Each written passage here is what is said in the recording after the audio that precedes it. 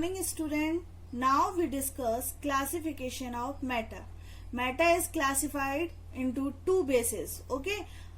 Physical classification and chemical classification. ठीक है, हमने कल आप सबको मैटर की डेफिनेशंस पढ़ाई और मैटर के बारे में समझाया. आज हम डिस्कस कर रहे हैं क्लासिफिकेशन ऑफ मैटर. ओके, तो मैटर का जो क्लासिफिकेशन है वो दो तरीके से होता है. पहला है फिजिकल क्लासिफिकेशन जो हम 6 से और बल्कि प्रीवियस क्लासेस से पढ़ते आ रहे हैं, और सेकंड है हमारा केमिकल क्लासिफिकेशन जो हमको अब समझना है. ठीक है, तो हम यहाँ पे मैं कोशिश करूंगी कि इस फ्लो चार्ट से आपको दोनों तरीके का क्लासिफिकेशन समझा सकूं. तो हम दोनों तरीके का क्लासिफिकेशन अभी समझने की कोशिश करेंगे. ठीक है ना. तो फर्स्ट वन हम पहले देख लेते हैं, फिजिकल क्लासिफिकेशन. तो matter classified into basis of physical. तो उसमें 3 टाइप्स की स्टेट होती हैं. ये हम बचपन से पढ़ते आए हैं कि matter have 3 types of state, solid, liquid, gas. ठीक है, तो ये यहाँ पे भी वही है कि मैटर का जो क्लासिफिकेशन है फिजिकल बेसिस पे वो कौन सा है, सॉलिड, लिक्विड, गैस. सॉलिड के मैंने यहाँ कुछ एग्जांपल्स दिए हैं जैसे ice, board, gold, book etcetera. ठीक है, इसी तरीके से लिक्विड के कुछ एग्जाम्पल दिए हैं, water, milk, petrol. And then third one is gas. Gas के एग्जाम्पल है एयर, ऑक्सीजन, स्मोक. इसमें आपको समझाने की जरूरत नहीं है क्योंकि हमने प्रीवियस क्लास में ढेर सारा मटेरियल इस पे पढ़ा हुआ है. ठीक है ना. तो ये सब वही है. हमें यहाँ पे जो मोस्टली समझने की जरूरत है वो है केमिकल क्लासिफिकेशन. केमिकल क्लासिफिकेशन हमारा जो अभी हमें बहुत अच्छे से डिस्कस करना है और समझना है, डिपेंड करता है केमिकल नेचर पे. ओके, तो अब यहाँ पे देख लेते हैं कि केमिकल क्लासिफिकेशन किस में डिवाइडेड है, प्योर सब्सटेंस में और मिक्सचर में. फर्स्टली आपको ये बात समझनी होगी कि जो पूरे यूनिवर्स में जो मैटर प्रेजेंट है वो 2 ही तरीके से प्रेजेंट है. या तो उनका प्योर फॉर्म है या तो कुछ मिक्सचर है या मिलावट है. ठीक है ना. हम ये कह सकते हैं या तो मैटर क्या है, बिल्कुल प्योरली बनी है, उसमें किसी चीज की मिलावट नहीं है, या किसी चीज की मिलके बना हुआ है. ठीक है ना. तो हम देख लेते हैं कि ये जो केमिकल क्लासिफिकेशन है वो किस तरीके से हमारा क्लासिफाइड है. ओके, तो जो प्योर सब्सटेंस है वो 2 तरीके से यहाँ पे क्लासिफाइड है. First one element and second is compounds. अब देखते हैं एलिमेंट्स क्या है. एलिमेंट्स वो हैं जो एक ही तरह के एटम्स या पार्टिकल्स से मिलकर बनते हैं. ठीक है ना. और इनको हम क्या नहीं कर सकते, स्मॉल या ब्रोकन पार्ट में, ब्रोकन जब करते हैं ना तो डिवाइड नहीं कर सकते. जब हम इनको पार्ट में डिवाइड करेंगे तो स्मॉल पार्ट्स हैं उसमें डिवाइड नहीं कर सकते. ठीक है. इसी तरीके से कंपाउंड है. कंपाउंड में भी हम जैसे एलिमेंट्स होते हैं वैसे ही ये होते हैं, बट इसमें क्या है, ये डिफरेंट एटम्स से मिलके बने होते हैं. जैसे फॉर एग्जाम्पल वाटर. वाटर क्या है, हमारा हाइड्रोजन प्लस ऑक्सीजन का रिजल्ट है, मिक्सचर है. इसमें हाइड्रोजन और ऑक्सीजन जो मिल जाते हैं तो वाटर बनता है. और हम वाटर को क्या स्मॉल पार्ट में डिवाइड कर सकते हैं, नहीं. तो कंपाउंड्स और एलिमेंट्स क्या है, प्योर सब्सटेंस है. ओके, इसी तरीके से अब मिक्सचर देखते हैं. मिक्सचर भी 2 कैटेगरी में डिवाइडेड है. First one homogeneous, second is heterogeneous. ठीक है. होमो मतलब सभी को पता है, वैसे पढ़ चुके होंगे प्रीवियस क्लास में. होमो मतलब सेम और हेट्रो मतलब डिफरेंट. ओके, याद रखिएगा, आपको आगे परेशानी नहीं होगी. होमो मतलब सेम और हेट्रो मतलब डिफरेंट. ठीक है. कैसे, अब वो हम आपको डिस्कस करेंगे तो बताएंगे. सेकंड चैप्टर इसी पे बेस्ड है तो हम काफी डीपली डिस्कस करेंगे. अभी हम सिर्फ यहाँ पे डेफिनेशन के अकॉर्डिंगली और उसके थोड़े एग्जाम्पल को समझ लेते हैं. ठीक है. तो होमोजीनियस मतलब ऐसे सोल्यूशन जो एक दूसरे में घुल जाए और हमें पता ना चले. जैसे हमने वाटर में जब सॉल्ट को डिसॉल्व किया तो हमें क्या उसके बाद दिखता है कि सॉल्ट अलग है और वाटर अलग है, नहीं ना.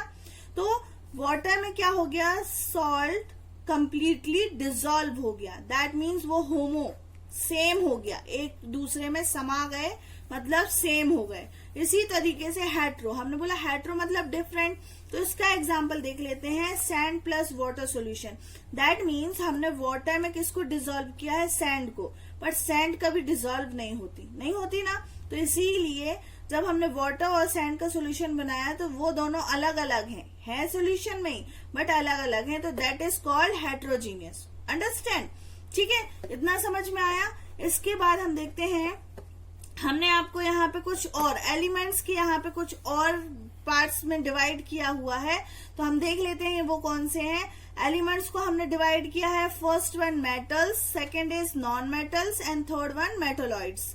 ठीक है, ये सारे एग्जांपल्स क्या हैं, मेटल में ही आते हैं, ठीक है ना, एलिमेंट और प्योर सब्सटेंस में ही आते हैं, इसीलिए हमने इनकी कैटेगरीज को यहाँ दिखाया है, जिनके एग्जाम्पल बस आपको लर्न करने हैं। इनके बारे में डीपली डिस्कस हम आगे करेंगे, तो हम आपको बहुत अच्छे से समझाएंगे कि मेटल्स क्या होते हैं, नॉन मेटल्स क्या होते हैं और मेटोलॉइड्स क्या होते हैं। ओके, यहाँ पे सिर्फ एग्जाम्पल से समझ लीजिए, और ये पूरा फ्लो चार्ट आपको लर्न और राइट दोनों करना है, ठीक है ना।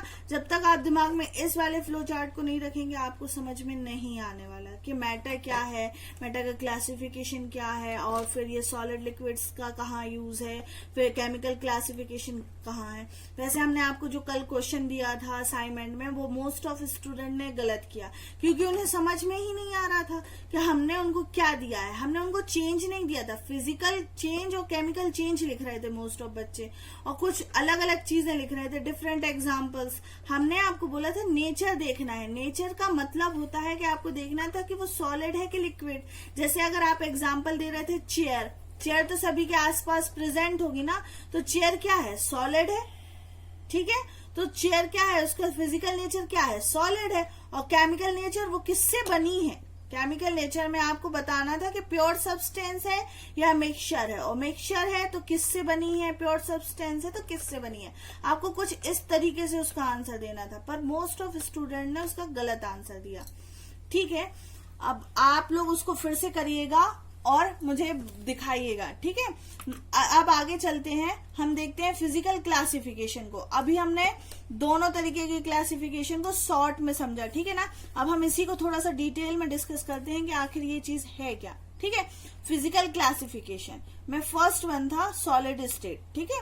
हमने तीनों स्टेट के बारे में पढ़ा हुआ है, तो हमें नॉलेज है, तो हम देख लेते हैं। यहाँ पे भी कुछ ज्यादा नहीं है, बस इतना है, it has a definite shape and a definite volume.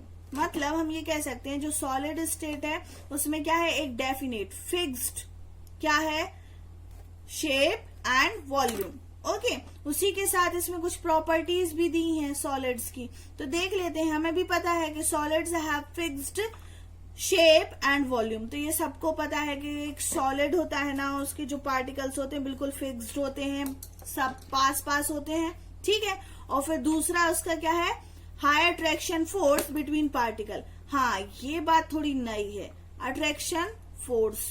अब ये क्या चीज आ गई, तो अट्रैक्शन फोर्स देखिए। होप आपको ये सब समझ में आया होगा, फिर भी अगर कुछ डाउट है तो आप मुझसे पूछ सकते हैं, ठीक है। आपको ये सारा कुछ पढ़ना है और एक टेबलेट फॉर्म में सॉलिड लिक्विड गैस को कंपेयर करना है। अब किस तरीके से मैं आपको दिखाती हूँ, आपको उस तरीके से इसको बनाना है। ये एक दिया हुआ है question, tabulate the difference in the characteristic of state of matter. आपको ऐसी ही एक टेबल ड्रॉ करनी है और उसका आंसर लिखना है कुछ बेसिस पे, ठीक है। ये आप अपने बेसिस पे बना सकते हैं, जरूरी नहीं कि आप इसी तरीके से करें, आपको अपने ओन वे में लिखना है। फिर मैं आपको कल इसको जब मैं समझाऊंगी तब उसके बाद आपको इसको फेयर करना है। अभी आपको असाइनमेंट कॉपी में सिर्फ इसको इस टेबुलेट फॉर्म में लिखना है, और जो भी प्रॉपर्टी मैंने आज पढ़ाई है सॉलिड लिक्विड गैस की, उसको कंपेयर करना है और डिफरेंस बताना है। Okay, thank you student. Have high attraction force between particles. अब देखिए ये एक नया वर्ड आया, अट्रैक्शन फोर्स। अब ये अट्रैक्शन फोर्स क्या है, ठीक है। हमें ये समझना होगा कि कोई भी मैटर हो, कोई भी मटेरियल हो, जो मैटर है हमारे आसपास प्रेजेंट, वो सब किससे बने हैं, पार्टिकल से, ठीक है। तो जब वो पार्टिकल से बने हैं तो all particles have attraction force. कुछ में कम होता है, कुछ में ज्यादा होता है, तब तो वो जुड़े रहते हैं। ऐसा नहीं है कि अगर उनमें के बीच में ये फोर्स ना हो तो वो नहीं रह पाएंगे एक साथ। तो उनको एक साथ रहने के लिए, कंबाइन करने के लिए एक फोर्स की नीड होती है। तो उसी फोर्स को यहाँ पे क्या बोला गया है, अट्रैक्शन फोर्स। मतलब वो पार्टिकल जब आपस में जुड़ेंगे तभी जाके एक पूरा मैटर या एक पूरा मटेरियल तैयार होगा, ठीक है ना। तो इसी कारण बहुत ज्यादा नीड होती है किसी भी मैटर के क्रिएशन में अट्रैक्शन फोर्स की। ओके, समझ में आया अट्रैक्शन फोर्स क्या है? All matters particles have attraction force, ठीक है। तो सॉलिड में हाई होता है क्योंकि उसकी जो मतलब शेप होती है वो फिक्स्ड होती है। और वो फिक्स्ड कैसे होगी? जब पार्टिकल्स बिल्कुल ऑर्डरली अरेंज्ड होंगे। ओके, मतलब वो कहीं यहाँ वहां नहीं जाना चाहिए कि कहीं एक पार्टिकल यहाँ घूम रहा है, एक पार्टिकल वहां घूम रहा है, ऐसा नहीं होना चाहिए। सारे पार्टिकल्स अरेंज होने चाहिए एक पर्टिकुलर ऑर्डर में, तभी वो सॉलिड कहलाएंगे, ठीक है ना। तो यहाँ पे high attraction force between particles. Okay, हम इसकी कुछ एग्जाम्पल देखते हैं। एग्जाम्पल क्या है? स्टोन। स्टोन सभी ने देखा है कितना हार्ड होता है, ठीक है, रेज्ड होता है, ठीक है। इसी का सेकेंड एग्जाम्पल है सैंड, बुक एसेट्रा। तो ये सबने देखा और सबने देखा है हम क्यों इसको सॉलिड बोल रहे हैं। ओके, चलिए सेकेंड है हमारा लिक्विड स्टेट। तो लिक्विड स्टेट में it has a definite volume but no definite shape. That means यहाँ पे क्या है? Definite volume but no definite shape. मतलब लिक्विड्स का कोई शेप नहीं होता है बट उनका वॉल्यूम डेफिनेट होता है। अब ये कैसे बोल रहे हैं? तो देखो, सबने हम एक बहुत इजी सा एग्जांपल लेते हैं। सबने देखा है वाटर को, देखा है कि नहीं देखा? सबने देखा है वाटर को। हम वाटर को ग्लास में डालें तो वो ग्लास में चला जाता है, और हम उसी वाटर को फ्लोर पे डालें तो वो फ्लोर पे बहने लगता है, ठीक है ना। वो ये नहीं कहता कि अरे भैया नहीं, मुझे तो ग्लास में ही डालो, ऐसा कुछ कहता है क्या? नहीं, उसको जहां डालो वो वही कन्वर्ट हो जाता है, वो वही उसी जगह को घेर लेता है। तो दैट मीन्स वो उस पूरे वॉल्यूम को जहां आपने उसको डाला है वो उसको कवर कर लेता है, ठीक है। बट उसका कोई शेप नहीं होता है। मतलब अगर ग्लास में डाला तो ऐसा नहीं है कि वो ग्लास के शेप का हो गया और ग्लास के शेप के साथ ही है, ठीक है, ऐसा नहीं होता है। बट उसका वॉल्यूम फिक्स्ड होता है। आप जितना एरिया उसको प्रोवाइड करेंगे वो पूरा कवर करने की कोशिश करेगा, और उसके साथ ही वो क्या करेगा? अपने शेप को भी कन्वर्ट कर लेगा। इसीलिए यहाँ पे बोला गया है कि उसका डेफिनेट शेप नहीं होता है बट वॉल्यूम फिक्स्ड होता है। यही उसकी प्रॉपर्टी में लिखा है कि liquid have not fixed shape but have a fixed volume. Okay, और क्या लिखा है? Attraction force between particle less compare with solid particles. Okay, मतलब यहाँ पे भी जो अट्रैक्शन फोर्स है जो वो सॉलिड के कंपैरिजन क्या होता है? कम होता है। दैट मीन्स अगर हम ये कहें कि दो पार्टिकल हैं ये सॉलिड की, ये पास पास है, तो लिक्विड की ये दूर दूर होंगे। ओके, इसी तरीके से अब हम नेक्स्ट इसके कुछ एग्जाम्पल देख लेते हैं। Alcohol, cooking oil, juice and cold drink all are the example of liquid state. Understand? Third one है gases state. It has neither definite shape nor definite volume. That means gas में ना तो क्या होता है? शेप होता है, और ना ही डेफिनेट वॉल्यूम होता है। तो हम ये कह सकते हैं कि गैस के पार्टिकल्स कहीं भी जाते होंगे, ठीक है। अब देख लेते हैं इसकी प्रॉपर्टी। हाँ, तो ये बात तो हमें पता ही चल गई कि गैस में gases have not fixed shape and volume. मतलब अगर हमने से एक बॉटल ली और उसमें हमने एक स्मोक को भर दिया तो वो उस बॉटल को फिल कर देगा, और उसी स्मोक को हमने एक कमरे में फिल किया तो वो पूरे कमरे को फिल कर देगा। दैट मीन्स उसके पार्टिकल्स कहीं पे भी नहीं है, उसमें कुछ भी शेप नहीं है। आप जहां डालो उसको फिल कर देता है, मतलब चाहे वो कमरा हो या बॉटल हो। ओके, और सेकंड इसकी प्रॉपर्टी है attraction force between particle very less compare liquids. मतलब हम ये कह सकते हैं कि सॉलिड और लिक्विड के कंपैरिजन में जो हमारी गैस है उसके पार्टिकल कैसे होंगे? एक यहाँ होगा तो एक यहाँ होगा, ठीक है। समझ में आया? तो हम ये कह सकते हैं कि अट्रैक्शन फोर्स है जो किसमें? गैसियस स्टेट में, वो कितना है? बहुत ज्यादा लेस है compare to liquid and solids. समझ में आया? फिजिकल क्लासिफिकेशन में हमने सॉलिड, लिक्विड, गैस उनके बारे में पढ़ा और उनकी प्रॉपर्टीज के बारे में पढ़ा। होप आपको समझ में आया होगा।